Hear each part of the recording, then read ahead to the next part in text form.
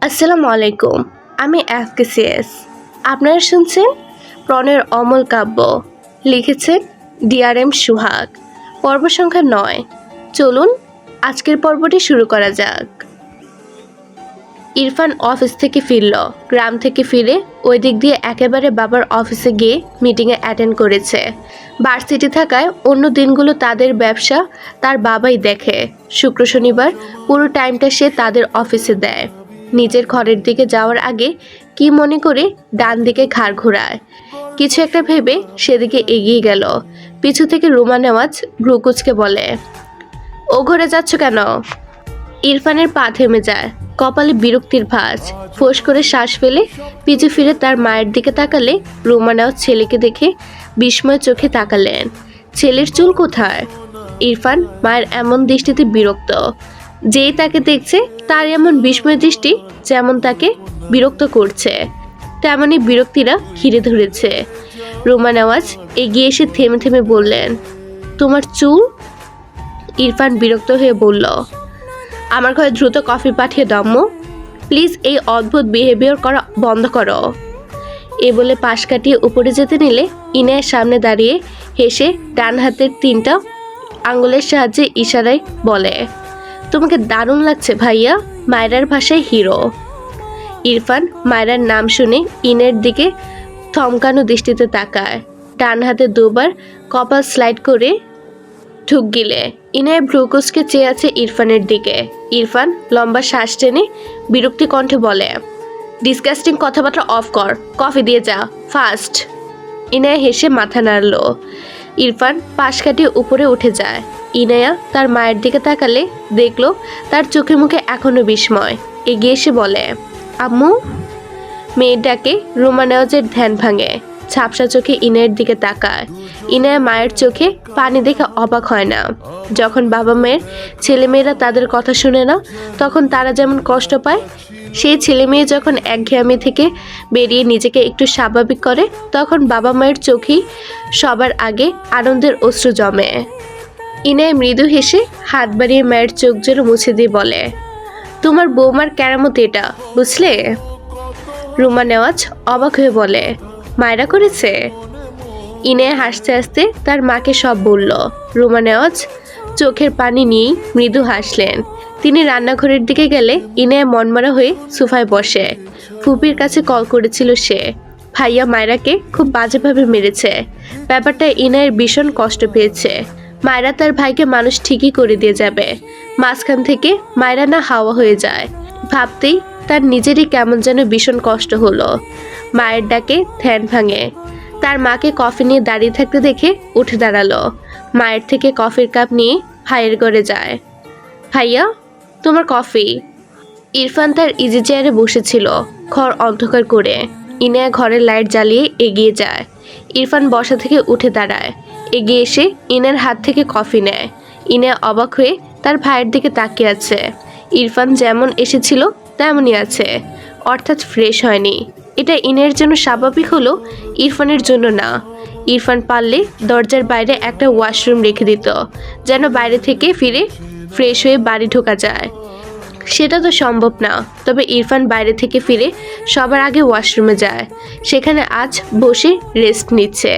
ইনায়া ভাবুক ভঙ্গিতে তার ভাইয়ের দিকে চেয়ে আছে। ইরফান কফির কাপে চুমুক দিয়ে ইনায়াকে ফ্যাপলার মতো তার দিকে তাকিয়ে থাকতে দেখে বলল, হোয়াট? ইনায়া মাথা নাড়িয়ে বলে, কিছু না। কথাটা বলে বেরিয়ে যাওয়ার জন্য দুপা এগিয়েও থেমে যায়। আবারও ইরফানের সামনে দাঁড়িয়ে বলে, ভাইয়া, একটা কথা বলতে চাই। ইরফান ইজি চেয়ারে বসে গা এলিয়ে দিয়ে বলে, ইনায়া জিভ দিয়ে ঠোঁট ভিজিয়ে বলে, ফাইস ভাই বিয়ের পর যদি আমাকে মারে তাহলে তুমি কি করবে? ইরফান ডান দিকে ঘাড় ঘুরিয়ে ভ্রুকুচকে তাকায় ইনায়ের দিকে, অতঃপর বলে, মারবে না, চিন্তা করিস না, মারলে ওর পানিশমেন্ট হবে। ইনায় মৃদু হেসে বলে, যদি রেগে সবসময় ধূপধাপ মেরে দেয়, হাজার পানিশমেন্ট দিয়েও যদি শুধরাতে না পারো? ইরফান ডান হাতে কফির কাপ ধরে রেখে চোখ বুজে বাঁ হাত চোখের উপর রাখে। এরপর গম্ভীর গলায় বলে, তোর বাপ ভাই বেঁচে আছে, তাই ও তোকে মারার আগে 100 বার ভাববে। ফালতু চিন্তা বাদ দিয়ে পড়তে বস, যা। ইনায়া আবার শব্দ করে হেসে ফেলল। ইরফানের কপালে ভাঁজ পড়ে ইনায়ের আচরণে, তবে চোখ মেলে তাকায় না। ইনায়া হাসি থামিয়ে হঠাৎই মলিন গলায় বলে, মায়রার বাপ ভাই নেই বলে ওকে তুমি মারো বুঝি? 100 বার তো দূরের কথা, একবারও ভাবো না। আমার মতো মায়রার বাপ ভাই থাকলে তুমি মায়রাকে মারার আগে ভাবতে, তাই না ভাইয়া?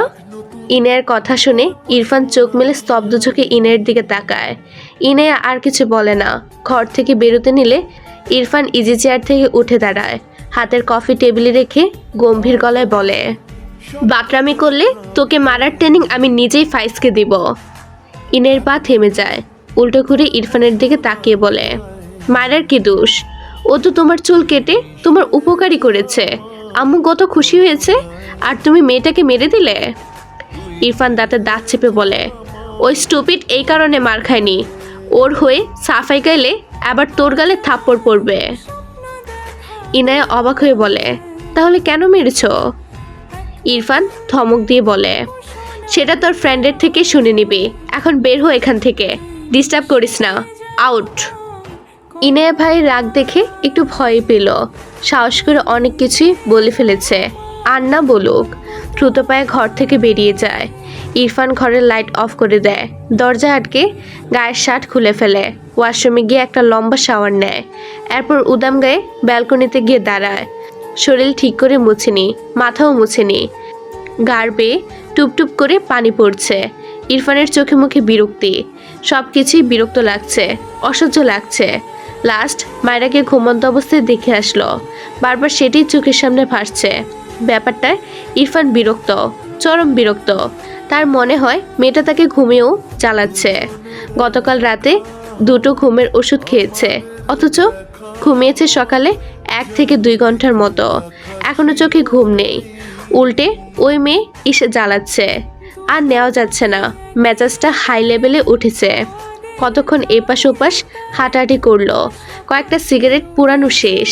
হঠাৎ মাথায় আসে, মেয়েটা সারাদিন শুধু ঘুমাচ্ছিল কেন? শরীরে কিছুই তো নেই, শুধু বাতরামি করে বেড়ায়, থাকবে কি করে?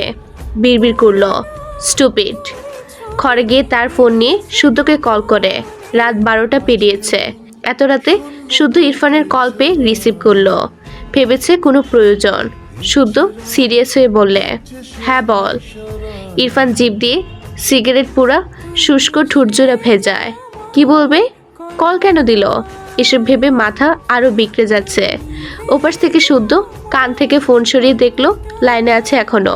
ভাবলো নেটওয়ার্ক প্রবলেম হয়তো, তাই ঘর থেকে বাইরে বের হয়। অতঃপর বলে, শুনতে পাচ্ছিস? বল। ইরফান অনেক ভেবেচিন্তে বের করলো মায়েরা মেয়েটা কেমন আছে এটা জানতে ইচ্ছে করছে তার, কিন্তু কিভাবে জিজ্ঞেস করবে? সে কেন জানতে চাইছে? বা হাতে মাথার চুল টানলো খানে, অসহ্য একটা যন্ত্রণা হচ্ছে যেন। শুদ্ধ কোনো সাড়া না পেয়ে বলে, কিরে আছিস না গেছিস? ইরফান গম্ভীর গলায় বলে, আছি। শুদ্ধ ভ্রুকুচকে বলে, কি বলবি ভার্সিটির ব্যাপারে? আমি কালকে বিকেলে আসছি। ইরফান কিছু বলে না, সে খুব চেষ্টা চালায় এটা বলতে মেয়েটা কেমন আছে, কিন্তু সফল হলো না। অতঃপর বিরক্ত কণ্ঠে বলে, ওকে বাই।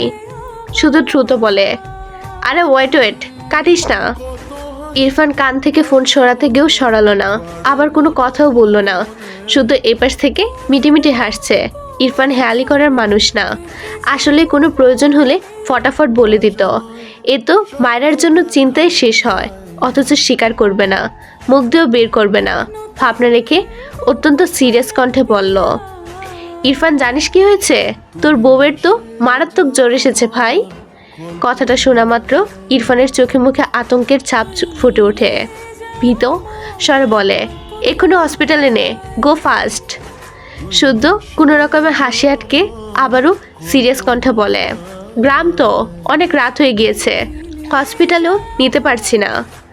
ইরফানের কণ্ঠে রাগ, তবে বিচলিত কণ্ঠে বলে, আর ইউ ম্যাড? ওকে এক্ষুনি হসপিটাল নিবি, 2 মিনিটসের মাঝে নিয়ে যাবে। শুধু মুখে হাত বুলিয়ে বলে, আরে পসিবল না, এটা গ্রাম, তুই ঘুমা, মাও ঘুমিয়েছে বুঝলি, তাই আমি মেয়েটাকে সারা রাত জলপট্টি দিয়ে দিই। ডক্টর বলল শরীর মুছে দিলে ভালো হবে, এটা আমাকেই করতে হবে। এখন রাখছি বুঝলি। ইরফান হুঙ্কার ছেড়ে বলে, হোয়াট দ্য হ্যাল।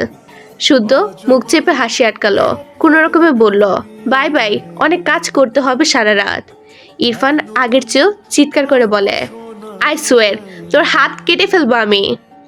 শুদ্ধ দ্রুত ফোন কেটে দেয়, সাথে সাথে ইরফানের কল আসে। শুদ্ধ ফোন সুইচ অফ করে দেয়। এতক্ষণের চেপে রাখা হাসি সব উকড়ে দিল। হাসতে হাসতে পেট ব্যথা হয়ে গিয়েছে। একে জ্বালানো এত সহজ হয়ে গিয়েছে, আল্লাহ। আগে তো লোহা দিয়ে বাড়ি দিলেও এর হেলদুল ছিল না, আর এখন দুটো কথা বললেই কেমন রিয়েক্ট করে, বিড়বিড় করে। স্পেশাল পার্সন বলে কথা। মায়েরা পানি খেতে এসেছিল, দরজার কাছে দাঁড়িয়ে শুদ্ধকে এভাবে পাগলের মতো হাসতে দেখে মেয়েটা ভ্রু কুচকালো। এগিয়ে গিয়ে বলে, আপনি হাসছেন কেন ভাইয়া? মায়েরার গলা পেয়ে শুদ্ধ হাসতে হাসতেই পিছু ফিরে তাকায়, কোনো রকমে হাসি আটকে বলে, অদৃশ্য প্রেম প্রেম ভাব, প্র্যাকটিক্যাল প্রেমের অভাব। মায়েরা বোকা চোখে শুদ্ধর দিকে তাকিয়ে রইল, কিছু বুঝলো না। শুদ্ধ এসব রেখে বলে, মায়েরা তুমি এখনো ঘুমাওনি? মায়েরা মাথা নেড়ে বলে, পড়ছিলাম, এখন ঘুমাবো। শুধু হেসে বলে, এত পড়তে হবে না, এক্সামের আগে আমার মায়ের দোয়া পড়ে ফোদা এক গ্লাস পানি খেলে তুমি ফাস্ট হয়ে যাবা, বুঝলে? মায়েরা জোরপূর্বক একটু হাসলো, মাথা নেড়ে বোঝালো বুঝেছে, তবে কিছু বলল না, চুপচাপ তার ঘরের দিকে চলে গেল।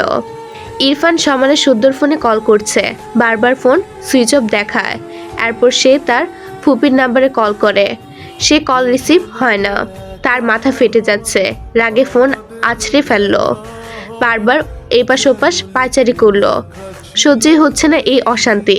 দ্রুত ঘরে এসে রেডি হয়ে নেয়, ব্যালকনি থেকে ফোন কুড়িয়ে গাড়ির চাবি নিয়ে বাড়ি থেকে বের হয়। 3.5 ঘন্টার পথ প্রায় 1 ঘন্টায় এসেছে। শুদ্ধর বাড়ির সামনে নেমে দ্রুত পায়ে এগিয়ে আসে। শুদ্ধ আজ ঘুমায়নি, বাইরে গাড়ির আওয়াজ পেয়ে এক প্রকার লাফ দিয়ে বিছানা ছাড়ে। এমনিতেই গ্রাম, তার মাঝে রাত বাজে 2টা। একটা পাতা পড়লেও সে শব্দ আসবে, সেখানে গাড়ি এসেছে। শুদ্ধ এক প্রকার দৌড়ে গেট খুলে সামনে ইরফানকে দেখে, যে এক্ষুনি তাদের বাসার বেল বাজাতে যাচ্ছিল। শুদ্ধ চোখ বড় বড় করে তাকায়, সে মজা করলো, ভাবলো সারা রাত বউয়ের জন্য একটু ছটফটাক। ওমা, এ তো সরাসরি এখানে চলে এলো। বিস্ময় কণ্ঠে বলে, তুই এত রাতে?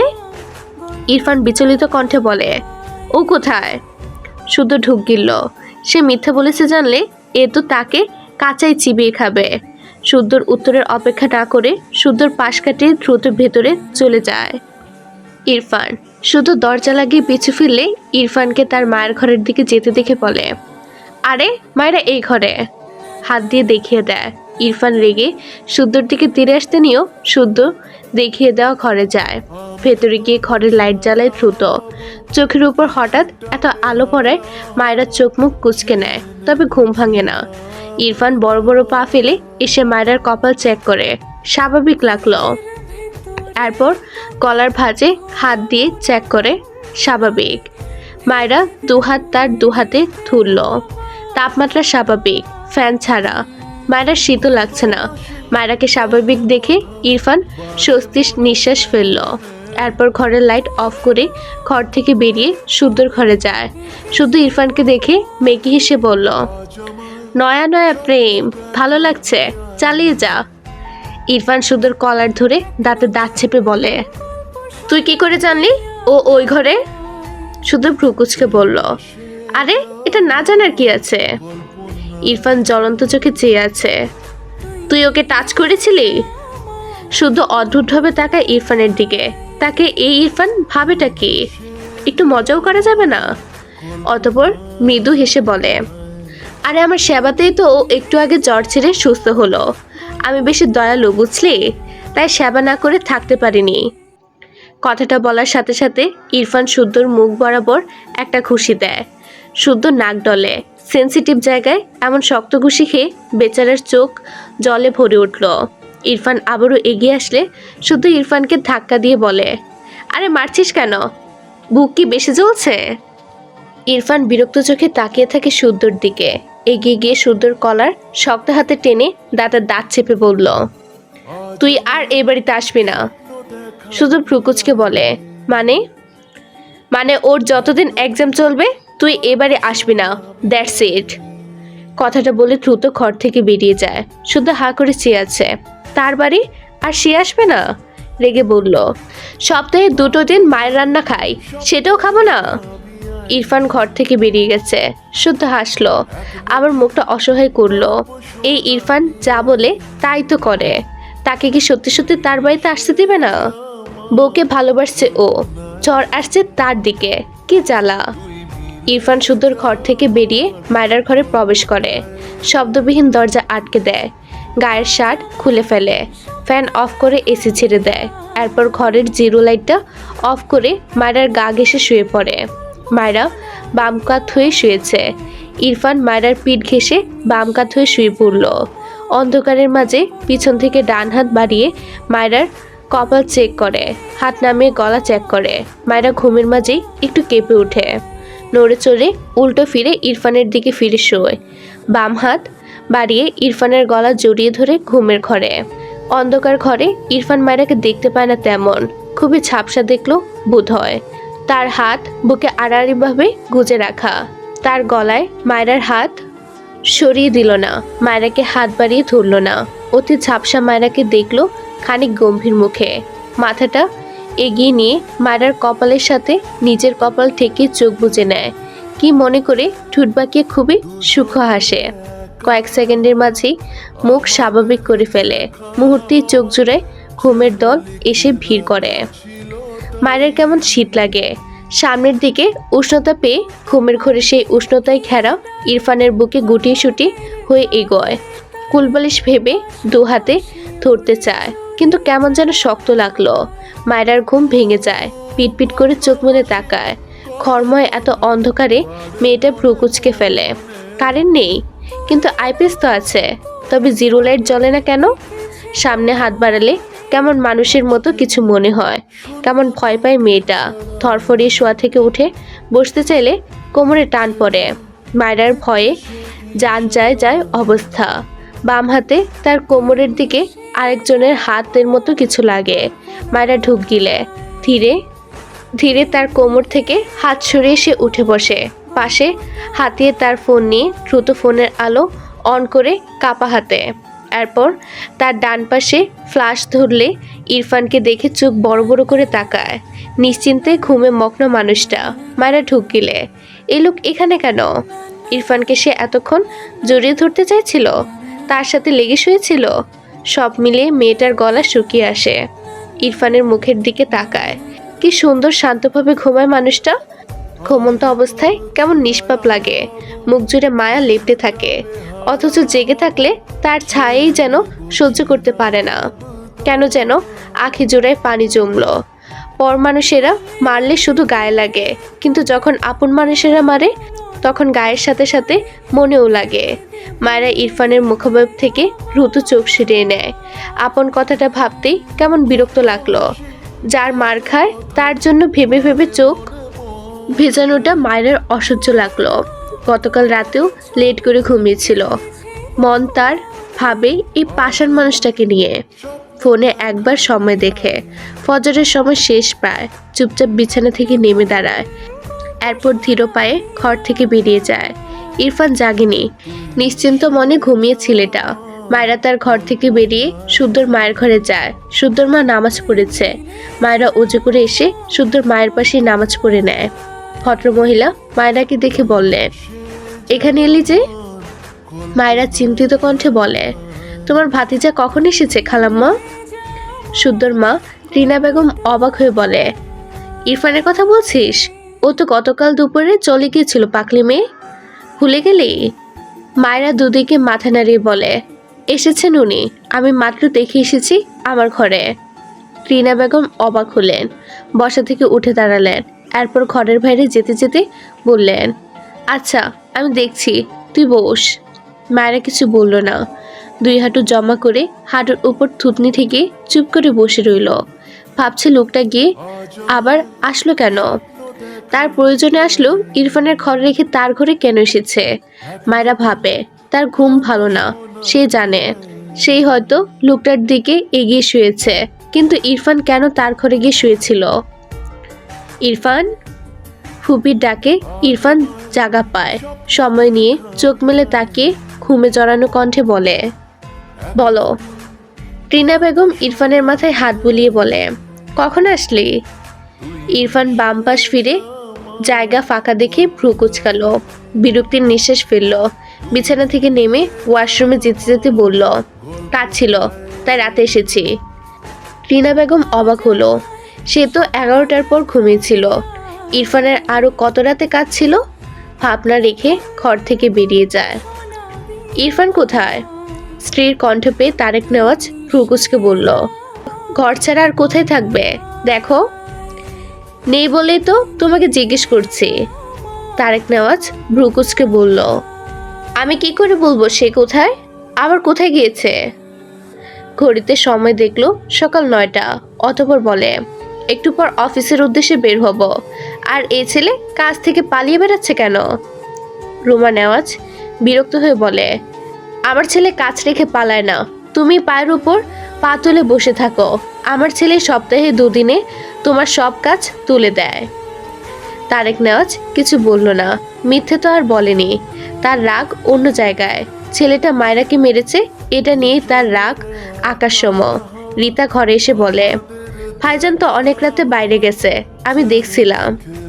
রীতার কথা শুনে রুমা নেওয়াজ, তারেক নেওয়াজ দুজনেই অবাক হলো। অনেক রাতে বাইরে গিয়েছে?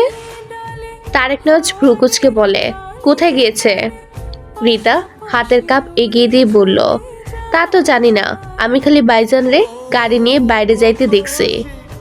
রীতার কথা শুনে ইরফানের বাবা মায়ের ভ্রু আরও খানিক কুচকায়। গাড়ি নিয়ে বেরিয়েছে? তারেক নেওয়াজ ইরফানের নাম্বারে কল করে, ফোন সুইচ অফ দেখায়। বিরক্ত হন তিনি, এই ছেলে কোথায় গিয়েছে? ইরফানকে না পেয়ে শুদ্ধর নাম্বারে কল করে। মায়েরা ডাইনিংয়ে বসে একা একাই সকালে নাস্তা করছিল আর ফোন স্ক্রল করছিল। ইরফান শান্ত পায়ে মায়েরার পাশের চেয়ার টেনে বসে। মায়েরা খেতে খেতে পাশ ফিরে তাকায় একবার ইরফানের দিকে। ইরফানের সাথে চোখাচোখি হলে দ্রুত চোখ সরিয়ে ফোনে মনোযোগ দেয়, সাথে খাবার খায়। ইরফান ভ্রু কুচকে চেয়ে আছে মায়েরার দিকে। মায়েরা প্লেটের সব খাবার শেষ না করে উঠে দাঁড়ালো। বাম হাতে ফোন নিয়ে যেতে নিলে ইরফান মায়েরার হাত টেনে ঠান্ডা গলায় বলে, ফিনিশ ইট। মায়েরার ডান এটো হাতেই ইরফানের হাত ধরে ছাড়াতে চেয়ে রেগে বলে, হাত ছাড়ুন। ইরফান শক্ত করে হাতের বাঁধন, দাঁতে দাঁত চেপে বলে, সব শেষ না করে এক পাও নড়বে না। মায়েরা রেগে যায়, এই লোকটাকে তো সহ্যই হয় না তার। হঠাৎই চিৎকার দিয়ে বলে, হাত ছাড়ুন বলছি। মায়েরার এমন চিৎকারে ইরফান ভড়কে যায়। রিনা বেগম রান্নাঘর থেকে দ্রুত পায়ে বেরিয়ে এসে বলে, কি হয়েছে মায়েরা, চিৎকার করছিস কেন? মায়েরা এখনো ইরফানের হাত থেকে নিজের হাত ছাড়াতে ব্যস্ত। ইরফান রেগে তাকিয়ে আছে মায়েরার দিকে। মায়েরা রেগে বলে, খালাম্মা, তোমার ভাতিজার এসব অত্যাচার কিন্তু আমি সহ্য করব না বলে দিচ্ছি। আমার হাত ছাড়তে বলো ওনাকে। রিনা বেগম দেখলেন ইরফান মায়েরার হাত চেপে ধরেছে। মায়েরার প্লেটের দিকে নজর দিলে দেখলো সব ভাত খায়নি মেয়েটা। তিনি হয়তো বুঝলেন ইরফানের ব্যাপার। মায়েরার দিকে তাকিয়ে বলে, ভাত রেখে উঠছিস কেন, সব খেয়ে নে। মায়েরার ডান হাতে ভাতের প্লেট তুলে নিয়ে বলল, এবার ছাড়তে বলো, আমি ঘরে গিয়ে খাবো। ইরফান ছাড়লো না মায়েরার হাত, উল্টে আরো শক্ত হাতে ধরল। মায়েরা ভীষণ ব্যথা পায় হাতে, কিন্তু কিছু বলে না। রিনা বেগম একবার মায়ের দিকে তাকায়, আবার ইরফানের দিকে। কি বলবেন বুঝতে পারছেন না। ইরফান বসা থেকে দাঁড়িয়ে দাঁতে দাঁত চেপে বলে, এখানে বসে খাবে তুমি, সিট। মায়েরাও রেগে বলে, আপনি ঘরে যান, তাহলে আমি এখানে বসে খাবো। ইরফান অদ্ভুতভাবে তাকায় মায়ের দিকে, রেগে বলে, আমি এখানেই থাকবো, তুমিও এখানে খাবে। মায়েরা হাতের প্লেট ঠাস করে টেবিলের উপর রেখে রেগে বলে, খাবো না, কি করবেন? আমায় রাগিও না। মায়েরা বাম গাল এগিয়ে দিয়ে শক্ত কণ্ঠ বলে, নিন, মেরে রাগ মেটান। ইরফান স্তব্ধ চোখে তাকায় মায়েরার গালের দিকে। গতকালের মারের দাগ এখনো ভেসে আছে। ইরফান মায়েরার হাত ছেড়ে দেয়, জিভ দিয়ে ঠুট ভেজায়, চোখ জুড়ে কেমন অসহায়ত্ব। আপনি যদি একজন লেখক বা লেখিকা হয়ে থাকেন আর যদি চান আপনার নিজের লেখা উপন্যাস, ছোট গল্প, বাস্তব জীবনের গল্প মজার ঘটনা কিংবা যে কোনো মৌলিক লেখা আরও বেশি মানুষের কাছে পৌঁছে যাক, তাহলে আপনার লেখাটি পাঠিয়ে দিন fkcsdreamyworld@gmail.com এই ইমেল ঠিকানায়। নির্বাচিত লেখাগুলো আমার নতুন ইউটিউব চ্যানেল FKCS মিডনাইট থটসে আমার কণ্ঠে প্রকাশ করা হবে। প্রতিটি লেখার সঙ্গে লেখক লেখিকার পূর্ণ ক্রেডিট দেওয়া হবে। চাইলে আপনার নাম, ছদ্মনাম অথবা আপনার ফেসবুক আইডি, পেজের নামও উল্লেখ করা হবে। তাহলে আর দেরি কেন, আপনার সেরা লেখাটি আজই পাঠিয়ে দিন। হয়তো পরবর্তী গল্পটি হবে আপনারই লেখা। মায়েরা গাল পেতে কিছুক্ষণ চুপ করে রইল, কোনো সাড়া না পেয়ে চোখ বুজে ঢুক গিলে। কেন যেন খারাপ লাগছে ভীষণ। কেন খারাপ লাগছে উত্তর খুঁজে পায় না। ইরফানের দিকে তাকায় না, উল্টো ঘুরে দ্রুত পায়ে জায়গা প্রস্থান করতে চায়। তার আগে ইরফান মায়রার প্লেটে বা হাত আঁকড়ে ধরে নিচে চেয়ারে বসে তার কোলে মায়রাকে বসায়। মায়রা চোখ বড় বড় করে তাকায়। রিনা বেগম নিজেও অবাক হয়ে তাকায়। ইরফান গম্ভীর মুখাবয়বে তার ফুপির দিকে চেয়ে বলে, ফুপি খাবার দাও, আমার কাজ আছে। মায়রা দুহাতে ইরফানের হাত ছাড়ানোর চেষ্টা করে। এগুলো কি ধরনের অসভ্যতামি? দাঁতে দাঁত চেপে বলে, আমার ছাড়ুন অসভ্য লোক। ইরফান মায়রার দিকে তাকিয়ে দীর্ঘশ্বাস ফেলে ছোট আওয়াজে বলে, আমি খাবো, তুমি এভাবেই বাকি খাবার ফিনিশ করবে, দ্যাটস ফাইনাল।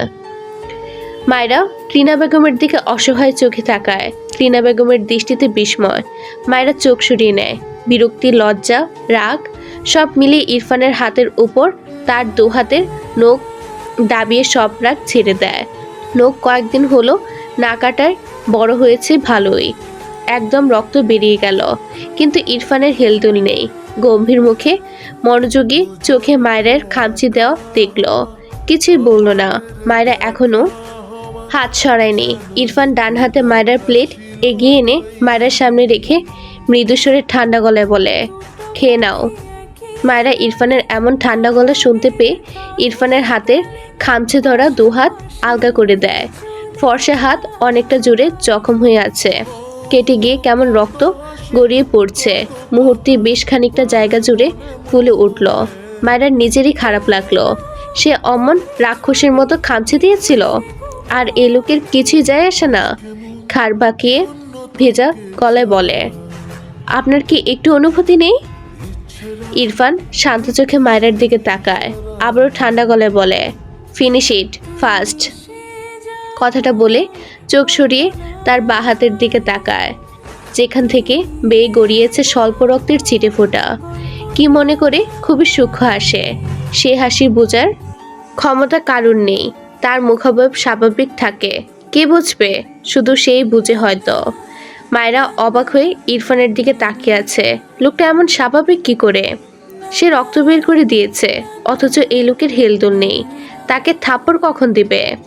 চোখ ঘুরিয়ে ইরফানের হাতের ক্ষত হওয়া হাতের দিকে তাকায়। চোখ জোরে অসহায়ত্ব ভিড় করে।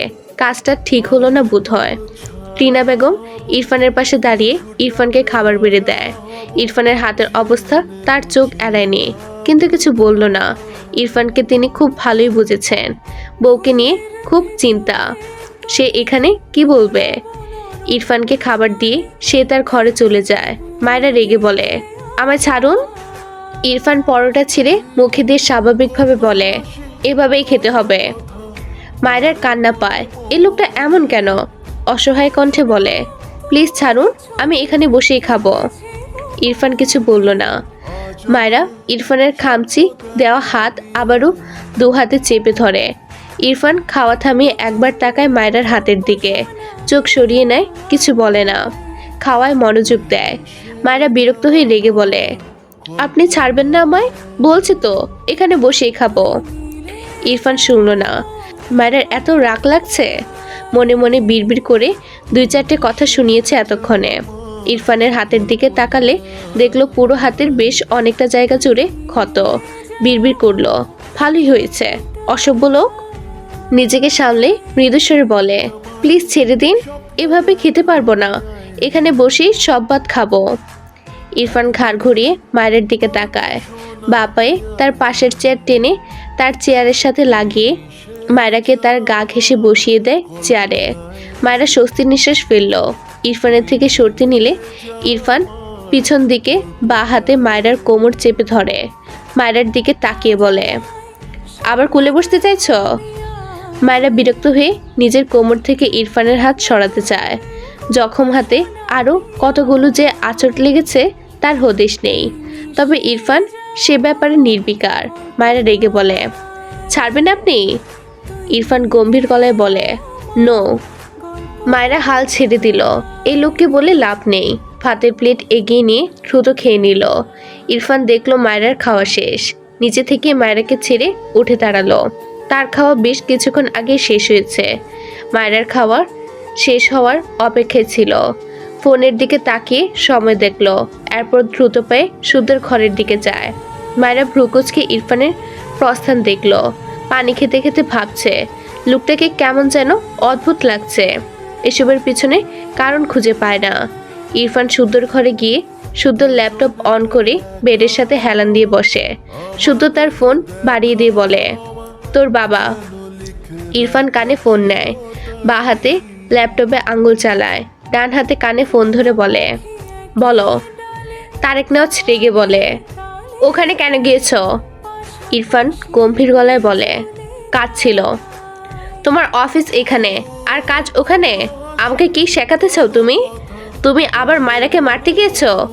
আর একবার ওর গায়ে হাত তুললে আমি ভুলে যাব তুমি আমার ছেলে।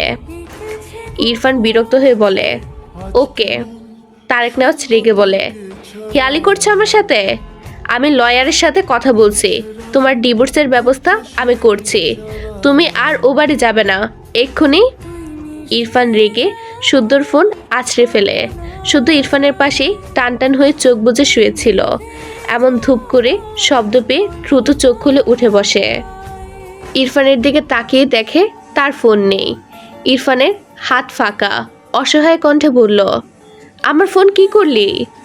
ইরফান শুদ্ধর কলার ধরে দাঁতে দাঁত চেপে বলল, এই ডিভোর্সের ব্যাপারে কেউ কিছু বললে তোকে ছাড়বো না আমি। শুদ্ধ হা করে চেয়ে আছে ইরফানের দিকে। যা বাবা, সে কি করলো? অসহায় কণ্ঠে বলল, তোর বাপ করাতে চাইছে ডিভোর্স। আমি কি করলাম? তুই এ ওয়ার্ড ফার্স্ট ইউজ করছিলি, এখন সবার মাঝে ছড়িয়ে পড়ছে এটা। শুদ্ধ অদ্ভুত চোখে চেয়ে রইল কিছুক্ষণ ইরফানের দিকে। কিছু বলল না। সে বুঝে গেছে এদের বাপ ছেলের যাই হবে সেই ঝড়ের হাওয়া তার গায়ে কোনো না কোনোভাবেই লাগবে। এটা লেখা হয়ে গেছে। বেড থেকে নেমে তার ফোনটা তুলে দেখলো ফোনটা অনই আছে, তবে কল কেটে গিয়েছে। সময় দুপুর 2:45।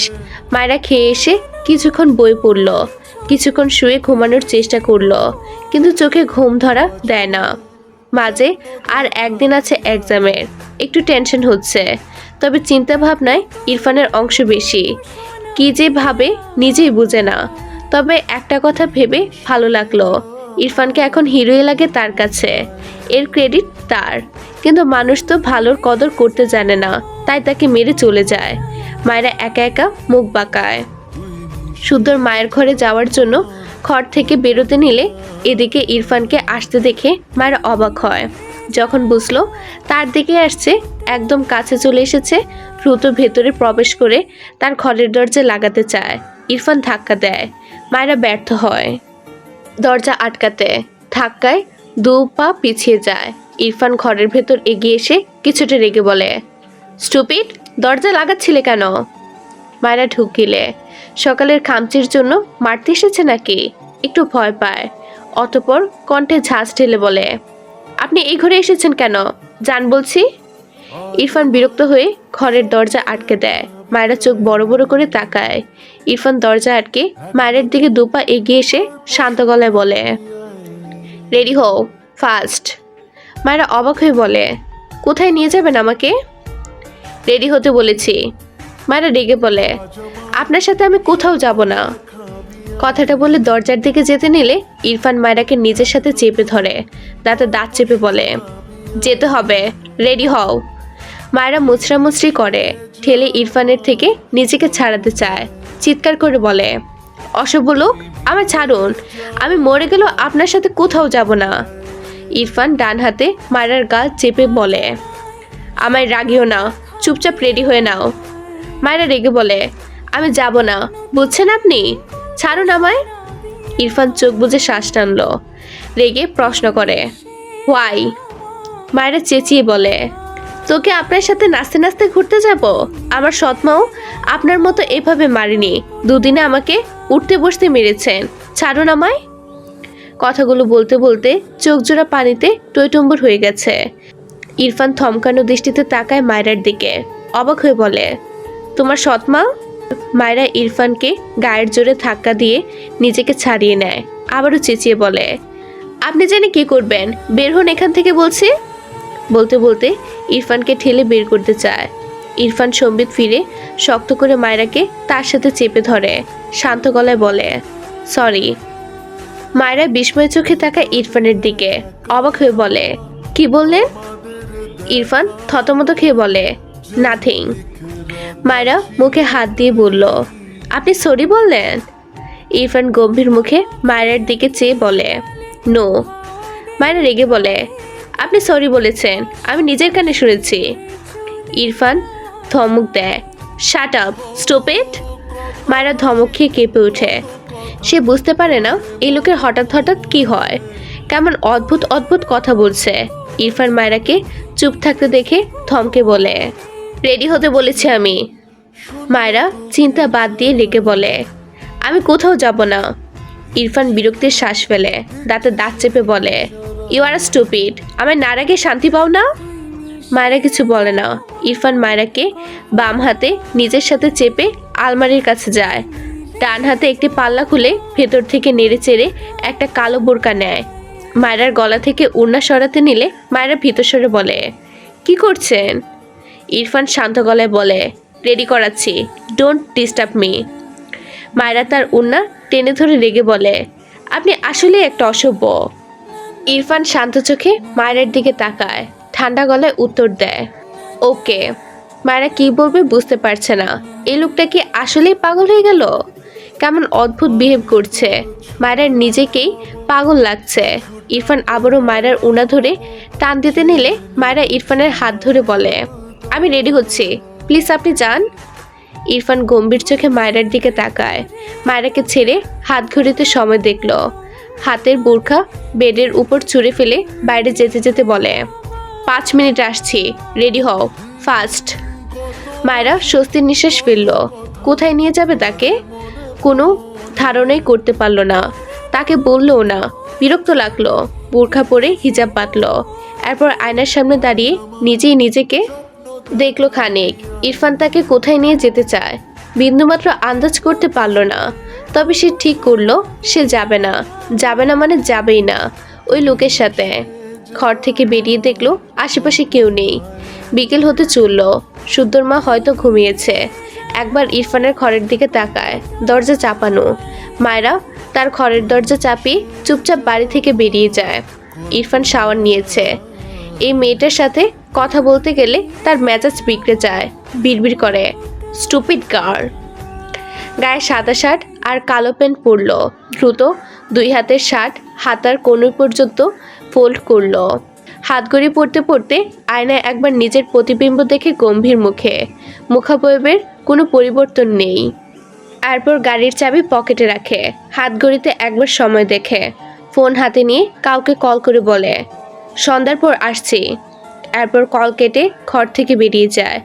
মায়রার ঘরের দরজা ঠেলে ভেতরে গিয়ে আশেপাশে তাকায়। কাউকে না দেখে ভ্রুকুচকে নিল। এগিয়ে গিয়ে ওয়াশরুম চেক করে। ঘরের আশেপাশে ভালোভাবে চোখ বুলিয়ে বুঝলো নেই।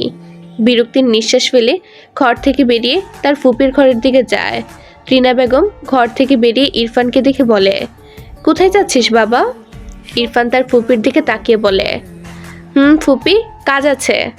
ওই মেয়েটা কোথায়? মায়রার কথা বলছিস? ইরফান নীরব থাকলো। রিনা বেগম ভ্রুকুচকে বলল, ও তো ওর ঘরেই আছে। নেই। ভদ্রমহিলা ভ্রুকুচকে বলল, ঘর ছাড়া আর কোথায় যাবে? দাঁড়া, আমি দেখছি। কথাটা বলে মায়রার ঘরের দিকে যায়। ধীরে ধীরে অন্য ঘরগুলোতেও দেখল। কোথাও না পেয়ে অবাক হলেন তিনি। এক্সামের জন্য তো মায়েরা বাইরেও যায় না, এই দুপুরের সময় মেয়েটা কোথায় গেল? ইরফানের কাছে এসে জানালেন পেলেন না মায়রাকে। ইরফান হাত মুষ্টিবদ্ধ করে দাঁড়িয়ে আছে। পিছন থেকে শুদ্ধ তার ঘর থেকে বেরিয়ে বলে, কি হয়েছে? রিনা বেগম ছেলের দিকে এগিয়ে গিয়ে বলে, মায়রাকে দেখেছিস? শুদ্ধ প্রকুচকে বলল, না তো। কেন, নেই? না, কোথাও পেলাম না তো। শুদ্ধ ইরফানের সামনে গিয়ে সিরিয়াস কণ্ঠে বলে, বাচ্চা মেয়ে, যদি বয়ফ্রেন্ড থেকে থাকে, এতদিন পর গ্রামে এসেছে, হয়তো বয়ফ্রেন্ডের সাথে ঘুরতে গেছে, নয়তো পালিয়ে গেছে। স্বামীর হাতে বেচারা মার খেয়ে খেয়ে বয়ফ্রেন্ডের কাছে নালিশ করতে গেছে। চাপ নিস না। ইরফান শুদ্ধর দিকে তেড়ে যায়। শুদ্ধ এক লাফে দূরে গিয়ে দৌড়ে তার ঘরে চলে যায়। ইরফান জ্বলন্ত চোখে শুদ্ধর দিকে চেয়ে আছে। শুদ্ধ মিটিমিটি হাসছে, আবার সিরিয়াস হয়ে বলে, অবশেষে মায়েরা আবার একটু স্বামীর আদর বয়ফ্রেন্ডের থেকে পেতে যাচ্ছে। মায়েরাকে দেখেই বলবে। এরপর শুদ্ধ নাটকীয় ভঙ্গিতে বলে, ওগো মায়েরা বেবি, তুমি এসেছ? এক্ষুনি তোমার থাপড়ের মেশিন ইরফান বাবুকে ডিভোর্স দিয়ে আমার কাছে চলে এসো। আমি তোমাকে। ইরফান হাতের কাছে একটা ফুলদানি পেয়ে শুদ্ধর ঘরের দিকে ছুঁড়ে ফেলে রাগান্বিত স্বরে চিৎকার করে বলে, আই উইল কিল ইউ শুদ্ধ। শুদ্ধ ঠাস করে তার ঘরের দরজা লাগিয়েছে। দরজার সাথে লেগে ফুলদানি ঠাস করে পড়ে গিয়ে ভেঙে টুকরো টুকরো হয়ে যায়। ওদিকে শুদ্ধ দরজা আটকে শব্দ করে হাসছে। এরপর আবারও দরজা খুলে একটু উকি দিলে রিনা বেগম শুদ্ধর দিকে চেয়ে রেগে বলে, এই চুপ কর, জ্বালাস না তো ওকে, আর কিছু বলবি না, বাদর হয়েছে। শুদ্ধ মায়ের কথা শুনে মিটিমিটি হাসতে হাসতে ইরফানের দিকে তাকালো। ইরফান চোখ বন্ধ করে দাঁড়িয়ে ডান হাতে ঘাড় ডোলে, বাম হাত মুষ্টিবদ্ধ। অফিসের সব কাজ সকাল থেকে নাকে মুখে করলো ল্যাপটপ ফোন দিয়ে। মিটিং, ফোন কল, বাবার অহেতুক ছাড়ি, সব মিলিয়ে মাথাটা পুরোটা ব্লাস্ট হওয়ার উপক্রম। এখন এই স্টুপিড তার সাথে যাবে না বলে কোথায় কে জানে। মেজাজটা চরম লেভেলের বিগড়ে গেল।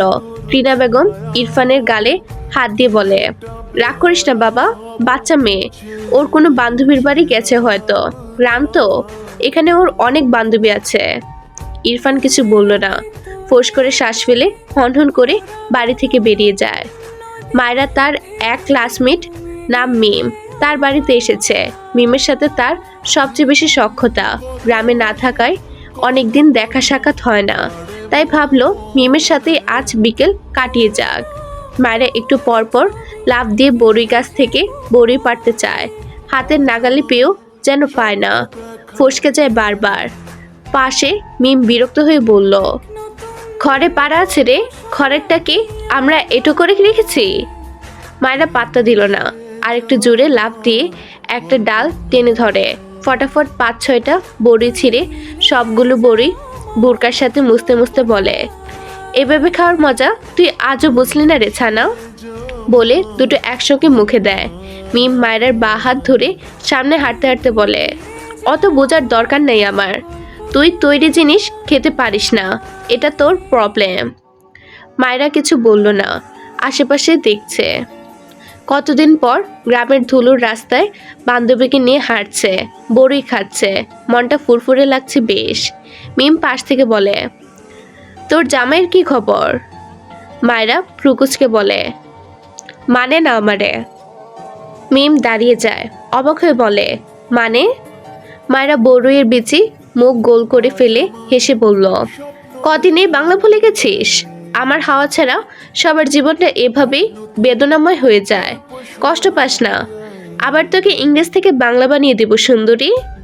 মিম রেগে থুপ করে মায়ের হাতে একটা আলতো থাপ্পড় মেরে বলে, মজা করিস না, বল আসলেই মানে না তোকে? মায়ের মুখটা কেমন মলিন হলো, মৃদুস্বরে বলল, মিম অবাক হয়ে বলে, তাহলে এখন কি হবে? মায়েরা হেসে বলে, তোর হাড়িতে ভাগ বসাবো। মানে? মায়েরা মুখে থাকা বড়ইয়ের বিচি ডান পাশে ফেলে বলে, এত মানে মানে করিস কেন? তোর জামাইয়ের গলায় ঝুলবো, তোর হাড়িতে ভাগ বসাবো, 2 সতীনে মিলে ছাক্কাস এক সংসার সাজাবো। মিম রেগে গেল, এই বেয়াদবটা জীবনেও সিরিয়াস হবে না। ভাবলো জামাইয়ের না মানা ব্যাপারটাও মজা করে বলছে, তাই আর কিছু বলল না। মায়েরা সামনে ফুচকার এক ভ্যান দেখে বলে, আমি টাকা আনিনি, তুই খাওয়া আজ। মিম মুখ বাঁকিয়ে বলল, বিয়ে হলো তোর, খাওয়াবি তুই, উল্টে আমাকে খাওয়াতে বলছিস। মায়েরা মিমের দুহাত ধরে নাড়াতে নাড়াতে বলে, আরে খাওয়া, আজ হঠাৎ করেই বেরিয়ে এসেছি, আমি তোকে জামাই খুঁজে দিব, নে আবার খাওয়া। মিম ফুচকার দোকানে দিকে যেতে যেতে বলে, তোর কি আমাকে লোভী মাইয়া মনে হয়? এমন ভান করিস যেন হিসেব করে চলি আমরা। মায়েরা 4 প্লেট ফুচকা দিতে বলে এই দাদুকে। মিম আর মায়েরা মুখোমুখি দাঁড়িয়ে কথা বলছিল। কথা বলার মাঝে মায়েরার পিছনে চোখ পড়লে মিম অবাক হয়ে বলে, দেখ কি সুন্দর একটা ছেলে, পাশে গাড়িও আছে, আমি ক্রাশ খাইছি খালা। মায়েরা ভ্রুকুচকে পিছন ফিরে তাকায়। ইরফান বিরক্তি ভরা চোখে মুখে মায়েরার থেকে কিছুটা দূরেই দাঁড়িয়ে আছে, আশেপাশে তাকিয়ে যেন কিছু খুঁজছে।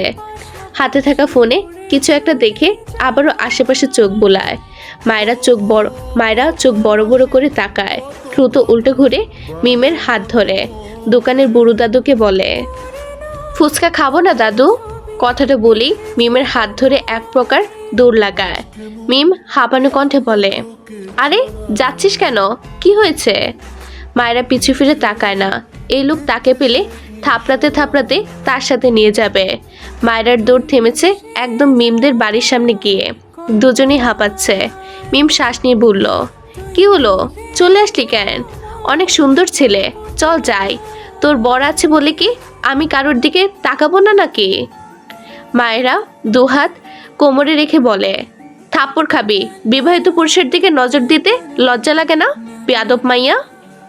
মিম অবাক হয়ে বলল, তুই কি করে জানলি সে লোক বিবাহিত? মায়েরা থতমত খেয়ে তাকায়, আমতা আমতা করে বলে, আমার দূর সম্পর্কের বোনের জামাই। মিম হেসে বলে, তার মানে তোর দোলা ভাই, চল ট্রিট নিয়ে আসি, শালি হই আমরা তার। মায়েরা রেগে যায়, তার বোরকে দোলাভাই বানিয়ে দিচ্ছে। আবার ভাবলো সেই তো বানালো। মিম এর হাত ধরে বাড়ির ভেতরে যেতে যেতে বলে, হাঁপিয়ে গিয়েছি, চল ঘরে বসে গল্প করব। ফুচকা খেতে পারতাম, চলে আসলি কেন? মায়েরা কিছু বলল না। পুরো বিকেল গ্রামের এই মাথা ও মাথা মায়েরাকে খুঁজে ব্যর্থ হয়ে সন্ধ্যায় বাড়ি ফিরেছে ইরফান।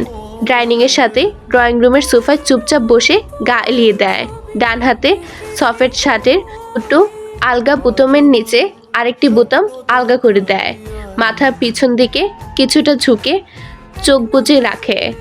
দুহাত আড়াআড়িভাবে বুকে গুজেছে। ডান পা ভাঁজ করে বা পা মেলে রাখে। কপাল জুড়ে বিন্দু বিন্দু খামের ছিটে ফোটা, চোয়াল শক্ত তার। এভাবেই স্ট্যাচু হয়ে প্রায় ঘন্টা দুয়েক বসে রইল। রাত 9টা পেরিয়ে গিয়েছে। শুধু বাইরে থেকে ভিতরে এসে ইরফানকে সোফায় স্ট্যাচু হয়ে গা এলিয়ে বসে থাকতে দেখে বলে, কোথায় গিয়েছিলি? কতগুলো ফোন করেছি, দেখ তো। কাল ভার্সিটি আছে, যাবি না? বিকেলে যেতে চেয়েছিলাম, অথচ তোর খোঁজ নেই।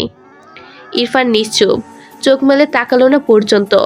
সদ্যর ফোনে রিং হয়, রিসিভ করে ফোন কানে দিয়ে বলে, হ্যাঁ বলো, ডাক্তারদের আবার টিচারদের কথা মনে পড়ে নাকি?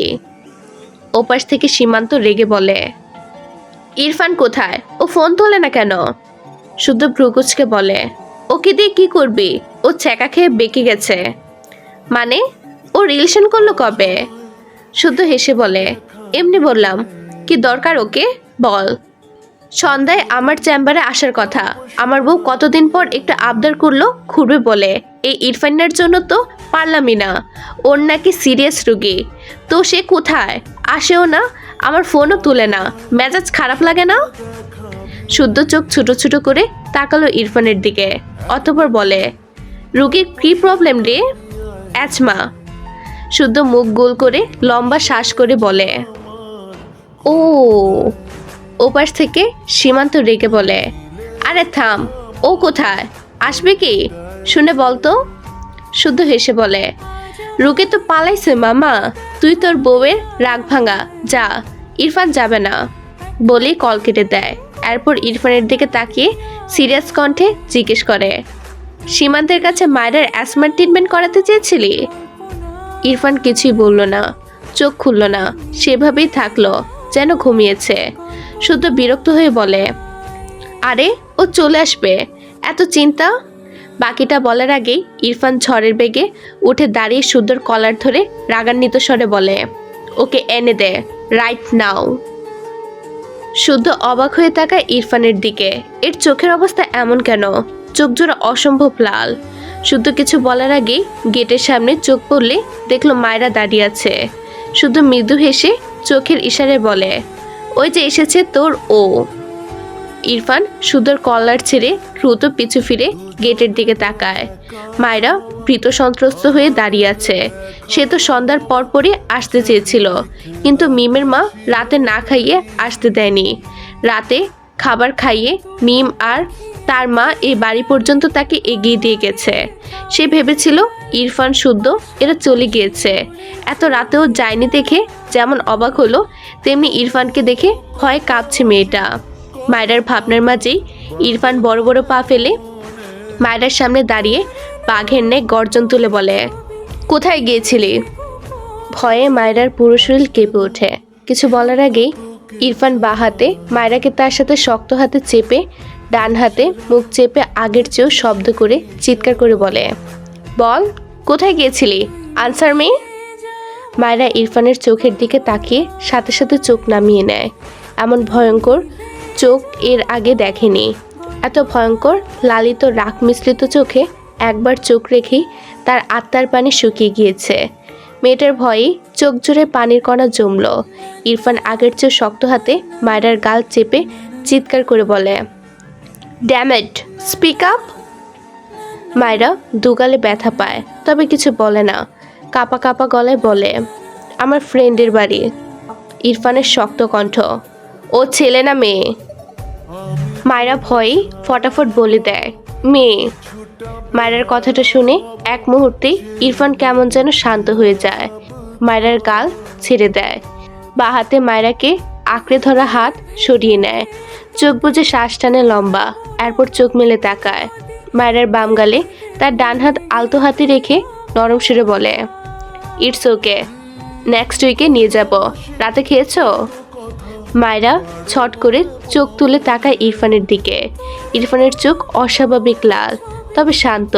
একটু আগের রাগের আভা নেই। উত্তরের অপেক্ষায় গম্ভীর মুখে চেয়ে আছে মায়েরার পানে। মায়েরা অবাক হয়ে তাকিয়ে থাকে ইরফানের দিকে। কথা বলতে ভুলে গিয়েছে মেয়েটা। কি হলো? কি হচ্ছে? সব যেন মাথার উপর দিয়ে যাচ্ছে। আজকের পর্ব এখানেই শেষ। পরবর্তী অংশে কি হবে সেটা জানতে হলে অপেক্ষা করুন পরের পর্বের জন্য। ভিডিওটি দেখার জন্য ধন্যবাদ। আল্লাহ হাফেজ।